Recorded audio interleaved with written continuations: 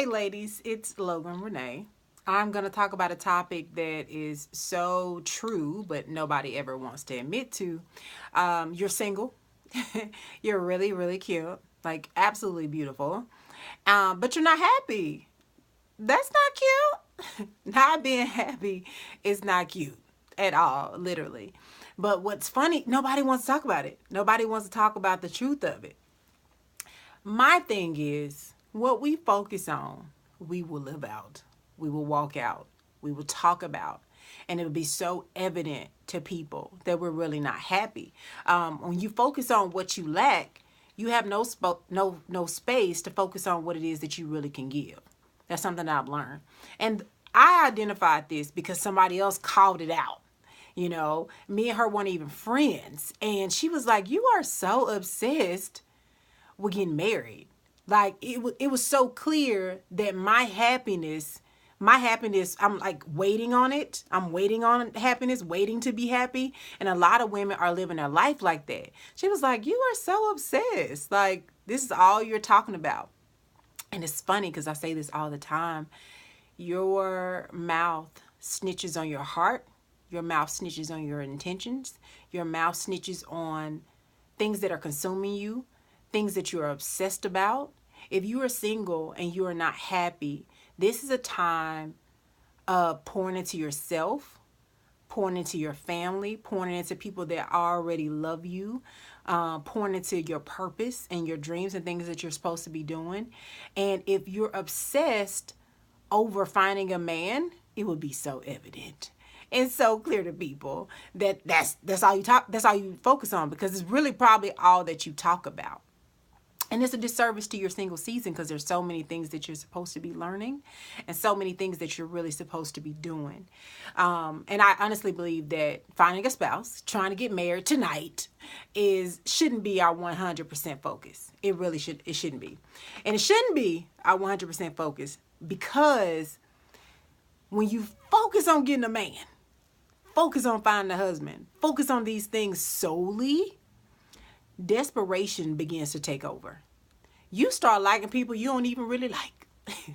You start considering people you never would have considered. Just because you don't want to be alone, or just because you don't want to take the time to get to know yourself, or take the time to, call your grandmother, or whatever it is that you're avoiding because you're trying to fill this space, with a man potentially. It puts you in a desperate place to just accept anything, date anything, marry anything, and settle. There's so many people that have settled. They're not going to admit to it, but they have settled. Just look across your little friendships, your relationships that you already have. You know when some people have settled, and you don't want that. If you want to be 100, you don't want that for your life. And sometimes, this is another thing that shows you if you're like in a desperate stage. You don't see that this person was in your life solely to show you something about yourself, or solely to help you put together your bookcase, or teach you how to be a friend with a man. Because who doesn't want to be friends with their spouse? Maybe that person was in your life just to show you something, just show you one thing. Instead of every man that say hello to you, you thinking that that's your spouse, or you thinking that's your man. You're not going to marry all of them. It's probably something you were supposed to learn from that particular friendship with that guy, instead of thinking that was going to be your spouse. Every man that say hello to you is not going to be your husband. And that's just the truth.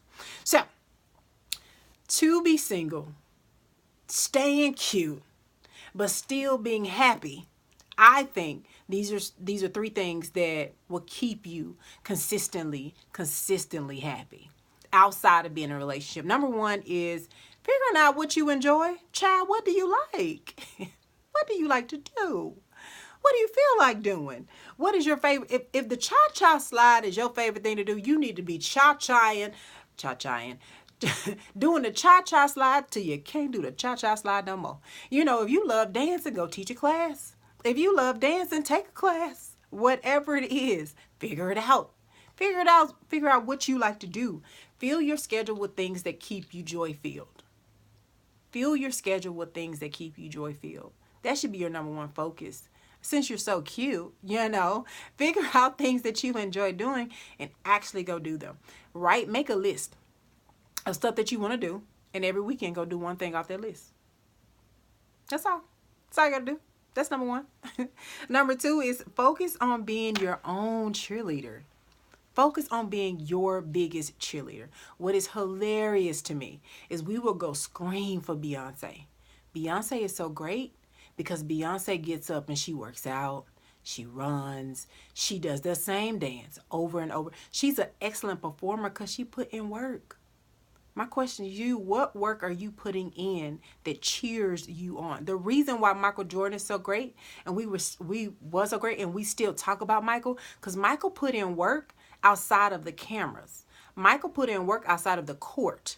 The only reason why we're able to talk about him, his shoes are still being sold for the amount they're being sold, is because great people take the time to do great things in secret. What are you doing in secret right now that has you proud of yourself? You know, like you literally are happy that you are you. Like you've taken so much time to work on yourself, be better yourself, like Beyonce in the gym, or Beyonce putting in the work and the time and the effort and the energy to be as great as she is. You know, people got her name across their shirts. People are going horse screaming this woman's name. And if you just take a step back and like, what is she doing? And it's not to be her, but to acknowledge that it is consistent work on yourself. It is consistent honing in on your talents. It's consistent putting in that work to be as great as that person is. We have to put in that work, and we have to be our own cheerleaders. You know, what have you done that has made you proud lately? What have you done that has made you proud lately? That's number two. Lastly on this tip. Have you ever told yourself, like, I love you? It's so funny because a woman named Louise Hay, love her. Me and my mom used to listen to her all the time. She talks about loving yourself. And she said, the hardest thing for women to do, people to do, is to get in the mirror and say, I love you. That's the hardest thing that people have to do. And it's so funny because we crave it. We're begging for it from other people, but we literally can't receive it from them. And that's why they have to tell us 7 billion times, because we haven't told ourselves that I love you. Have you even gotten in the mirror and said that to yourself? That's so important. So when other people come tell you, it's like an added bonus. It's a plus. It's like, yes, I love you and I love you too. And I love me too. Like, I already love me. So your love is like an additional love. Like it's extra. It's like a bonus, you know? It's crazy that that's the hardest thing for us to do. Number 4, I think that will make us consistently happy is observing our thoughts and then changing our thoughts. A lot of us be having some crazy stuff going on in our mind. Crazy things. But it's important to observe these crazy things and then change them, like replace them. Because we have to tell our minds what to think. Because they will run wild. Thoughts will run wild if we let them, you know. We have to tell our thoughts what to think. We have to be the authority over that. Like, no, I'm not thinking about that right now. And the way we can get our mind back on point or back more, I guess, settled is feeding our mind with stuff that build us instead of make us sad. If you know that Robin Thicke song was you and your ex song, don't listen to that. Don't listen to it, because it's going to put you back in an emotional state. You're going to be an emotional wreck. I can't listen to sad music all day. I can't listen to love songs all day. Why? Because it's going to make me emotional. It's going to put me in a state of, or make me think about stuff I don't want to think about. You can't listen to sex music all day and try not to have sex. It's impossible.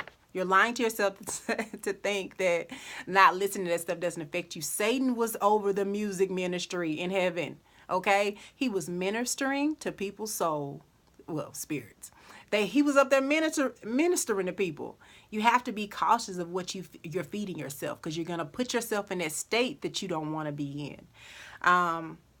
You have to feed your mind with every single thing that you do. I'm extra, y'all. I am so extra, but I'm telling you, this stuff works.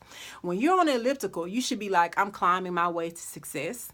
I'm climbing my way to a better me. This is the best. This is the year of the best body ever. When I'm doing an incline on a treadmill and I'm taking it up to 15, I'm like, I'm walking right into my destiny. I'm walking right into my husband. I'm walking right into all the things that I've ever wanted in my life. I'm walking into better finances. Like anything that's going to build you up, gas you up for that second.